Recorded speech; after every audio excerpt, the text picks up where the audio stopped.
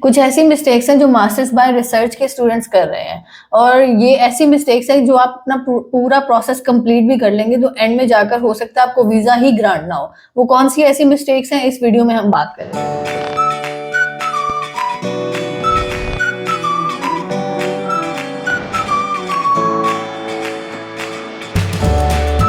अस्सलाम वालेकुम students, my name is Jatika Gill and I am the CEO of AGS consultant. आज की वीडियो में हम बात करेंगे मास्टर्स बाय रिसर्च के लिए स्पेसिफिकली, क्योंकि कुछ टाइम हो गया है हम लोगों को इसके ऊपर काम करते हुए और कुछ स्टूडेंट्स के डॉक्यूमेंट्स वगैरह हम लोगों ने आगे यूनिवर्सिटीज में सेंड किए हैं, तो आउटकम्स किस तरह की हैं उसको हम फर्दर डिस्कस कर लेते हैं और हमने क्या क्या मिस्टेक्स नहीं करनी है उसके ऊपर भी बात कर लेते हैं। सबसे पहली चीज जो है, ये मैंने पहले एक वीडियो में बताया था लेकिन डिटेल में नहीं बताया था, आज मैं इसको क्लियर कर दूं कि जब आप मास्टर्स बाय रिसर्च के लिए अप्लाई कर रहे हो तो आप ये नहीं देखो कि आपकी पहले आपने let suppose BS in chemistry किया है और आप बाद में अप्लाई कर रहे हो बिजनेस एडमिनिस्ट्रेशन के लिए, बिजनेस मैनेजमेंट के लिए। वहां पर क्या सिचुएशन आ जाती है कि इस टाइम जो यूनिवर्सिटीज हैं उन्होंने हमें ये चीज क्लियर कर दी है कि जो स्टूडेंट्स अब जो अब उन्होंने मास्टर्स बाय रिसर्च अगर खोली है तो इसके बाद वो पोटेंशियल स्टूडेंट्स लेंगे, वो स्टूडेंट्स लेंगे जिनकी उनको जरूरत है। अब यहाँ पर हमारे यहाँ वही वाली चीज है, वो भेड़ चाल वाला सिस्टम होता है कि जो कोर्स मिले उसमें अप्लाई कर दो और बाद में ऑफर लेटर लेते हैं तो फिर बाद में वो सक्सेस में चला जाएगा।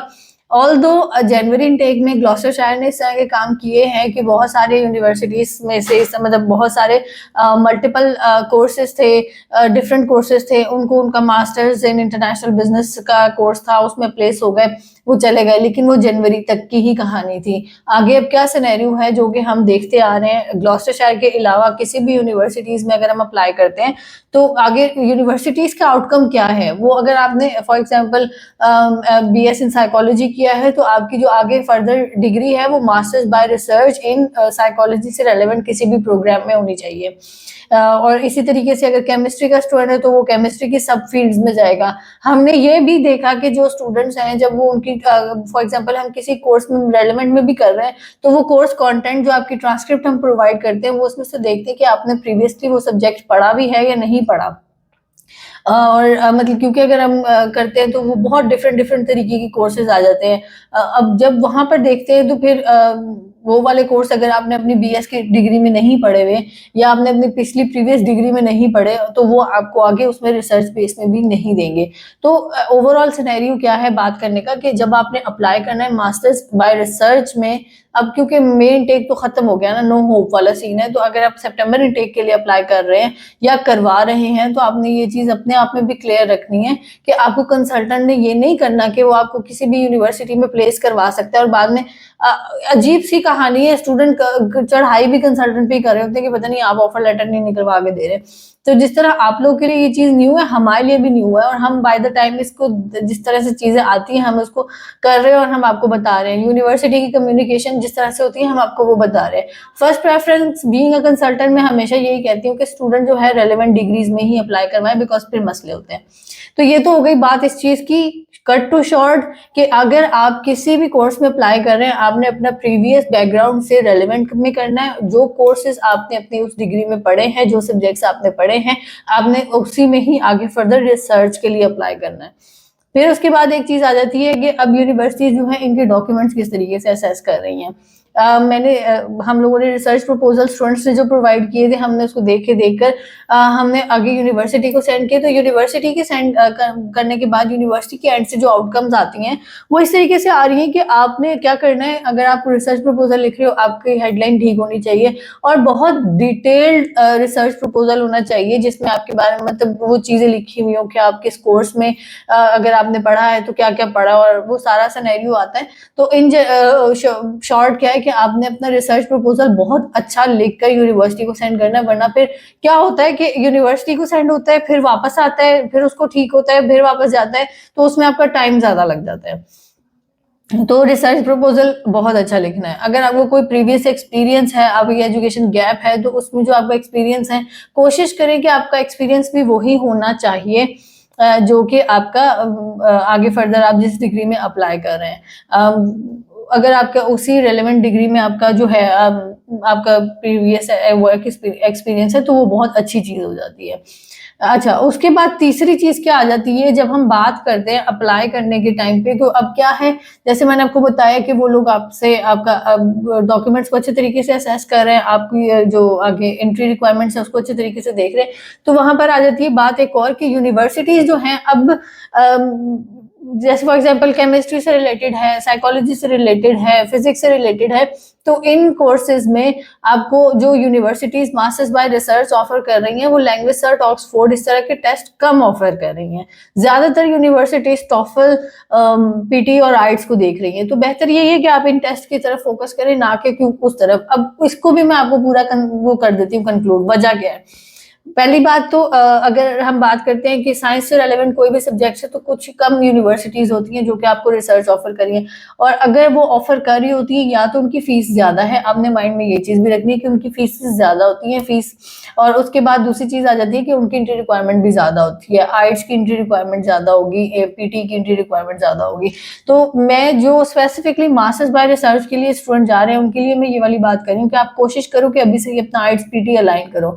रीजन क्या है, एंड में जाकर फिर जब आपके पास पहले यूनिवर्सिटीज कम है, यूनिवर्सिटीज कम होने की जो साइंस से रेलेवेंट सब्जेक्ट्स पढ़ने जा रहे हैं स्पेसिफिकली उनके लिए कम यूनिवर्सिटीज ऑफर कर रही होती है, तो फिर एंड में जाकर आपके लिए वो मसला नहीं होता कि एक तो यूनिवर्सिटी पहले कम है, फिर फीस भी आपने देखनी है, फिर उसके बाद आपने दूसरी चीज वो भी देखनी है कि एंट्री रिक्वायरमेंट में आइट्स पीटी कौन सा लेंगे। तो वो वाली चीजें भी हैं। अब उसके बाद बात आ जाती है, हमने एंट्री रिक्वायरमेंट पे बात कर ली, हमने उसके ऊपर बात कर ली, कोर्सेज के ऊपर बात कर ली, हमने जो आपकी डिग्रीज है उसके ऊपर बात कर ली। अब उसके बाद क्या आता है, टर्न अराउंड टाइम। जो नॉर्मली क्या होता है, बहुत सारी यूनिवर्सिटीज ऐसी हैं जो 48 आवर्स के अंदर भी ऑफर लेटर रिलीज कर देती हैं, लेकिन जब मास्टर्स बाय रिसर्च की बात आती है तो एक प्रॉपर 3 वीक्स का turn around time in general चल रहा है। यूनिवर्सिटीज उससे जल्दी ऑफर लेटर रिलीज नहीं करती।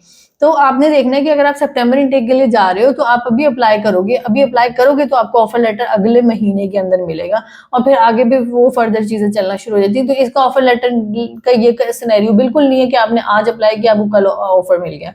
तो इसको बड़े ध्यान से देखिएगा। स्टूडेंट की ये जो हरकत होती है ना, ये बहुत हमें भी परेशान करती है, और वो वाला सीन भी हो जाता है कि आप इनटेक के एंड में आते हो, आपके पास डॉक्यूमेंट्स पूरे नहीं होते, ऑफर लेटर आपको यूनिवर्सिटी दे रही नहीं होती, और फिर बात आ जाती है कि कंसल्टेंट को काम करना नहीं आता। तो आप हमारे पास टाइम से आएंगे, आप हमें अपने टाइम से डॉक्यूमेंट्स कंप्लीट करवाएंगे तो हम भी आपका काम आसानी से कर सकेंगे। अब आपने ये सारा कर लिया, एक आखिरी चीज होती है, क्या होती है, जब आपने अप्लाई करना है तो मास्टर्स बाय रिसर्च के नॉर्मली क्या होती है, जो फीस होती है वो कोर्स जो होता है वो 2 साल का होता है। कुछ यूनिवर्सिटीज 1 साल का भी ऑफर करती है, कुछ यूनिवर्सिटी जो है जो 2 ईयर्स का करती है। जब आप 2 ईयर्स का करते हो तो आपको आईएचएस भी उसी हिसाब से आपको ज्यादा पड़ेगी। आपने ये चीज माइंड में रखनी है। नॉर्मली क्या होता है, जब आप बजट वगैरह देख रहे होते हो तो आप ये चीज स्किप हो जाती है कि आईएचएस जो है वो आपको कितनी पड़ेगी, लास्ट मोमेंट पे आके स्टूडेंट के ऊपर एक बम गिरता है। तो वो वाली चीज हम आपके साथ नहीं करेंगे। हम आपको अभी से बता रहे हैं कि अगर आपने 2 इयर्स वाला कोर्स रखा है तो आपको लास्ट मोमेंट पे आईएचएस ज्यादा आएगी। ये हो गई। उसके बाद आखिरी चीज क्या है कि जब स्टूडेंट अप्लाई करता है इररेलेवेंट डिग्री में, हमने ये चीज देख ली कि अच्छा यूनिवर्सिटी को हमने दिया, हमें मिल गया, हमें बाकी उसके अलावा हम एड में कैश तक आ गए, हमारी रेलेवेंट डिग्री भी नहीं थी, हम उसके बावजूद हम कैश तक आ गए, हमने वीजा फाइल कर दिया। अगर आपकी रेलेवेंट डिग्री नहीं हुई, आपको नॉट स्ट्रेट फॉरवर्ड की ईमेल आनी ही आनी है, क्योंकि अगेन एम्बेसी पागल नहीं है, उनको भी पता है कि अगर यूकेवीआई ने या यूके ने masters bye research course open किए हैं उसके पीछे उनकी क्या वो स्ट्रेटजी है। उनको पढ़े लिखे लोग चाहिए, उनको वो लोग चाहिए जो जाकर उधर उनको खराब नहीं करें। तो अगर आपकी रेलेवेंट डिग्री नहीं हुई, आपकी पहले से ज्यादा जो नॉर्मल स्टूडेंट की जितनी भी वो चेक्स होते हैं आपके उससे ज्यादा होंगे। हाई पॉसिबिलिटी है आपको इंटरव्यू भी आ जाए, और अच्छा इंटरव्यू, तगड़ा इंटरव्यू आ जाए। तो ये सारी चीजें देखकर फिर आप मास्टर्स बाय रिसर्च के लिए अप्लाई करवाएं। ये वो नहीं है कि आपकी इंग्लिश खराब है, आपको कोर्स का ही नहीं पता, आपने पढ़ा क्या आपको वही नहीं पता, आप पढ़ने के जा रहे हो आपको वही नहीं पता। ब्लैंक नहीं चलेगा, इसमें पढ़ने वाला ही बच्चा जाएगा। तो जो सोच रहे हैं ना कि अच्छा अब तो ये हो गया है और अब तो हम किसी भी डिग्री में चल जाएंगे, तो वो वाली कहानी नहीं है। पढ़ा लिखा बच्चा चाहिए उनको। अब उसके बाद एक और चीज है कि जो बिजनेस से रेलेवेंट सब्जेक्ट्स वाले स्टूडेंट्स हैं उन लोगों के लिए ये अच्छी चीज है कि कुछ यूनिवर्सिटीज़ हैं वो आपको ईज़िली एडमिशन भी दे रही हैं और आगे रिसर्च वाले प्रोग्राम्स में भी दे रही हैं, और उनकी कोई इतनी रिक्वायरमेंट भी नहीं है। जैसे हम अगेन बात की थी, ग्लॉस्टरशायर की बात की थी। अब ग्लॉस्टरशायर ने सितंबर इनटेक के लिए वो कोर्स अभी तक ओपन ही नहीं किया, लेकिन खैर वो एक अलग कहानी है। उसके अलावा भी यूनिवर्सिटीज़ हैं जो बिजनेस रेलेवेंट सब्जेक्ट्स में आपके लिए लीनियंट है, लेकिन जहाँ तक आपके साइंस के सीन आ जाता है तो वो एक अच्छी खासी मेहनत है। और हमारे यहाँ चीज़ ये है कि जो स्पेसिफिकली फीमेल्स हैं उन्होंने पढ़े हुए भी इसी तरह के सब्जेक्ट्स होते हैं, केमिस्ट्री, फिजिक्स, बायो और ये क्या कहते हैं साइकोलॉजी से रिलेवेंट। तो ये सारी बात है। इससे रेलेवेंट कोई भी क्वेश्चन हो, कोई भी क्यूरी हो, आप मुझसे मेरी टीम से कांटेक्ट कर सकते हैं। Thank you so much.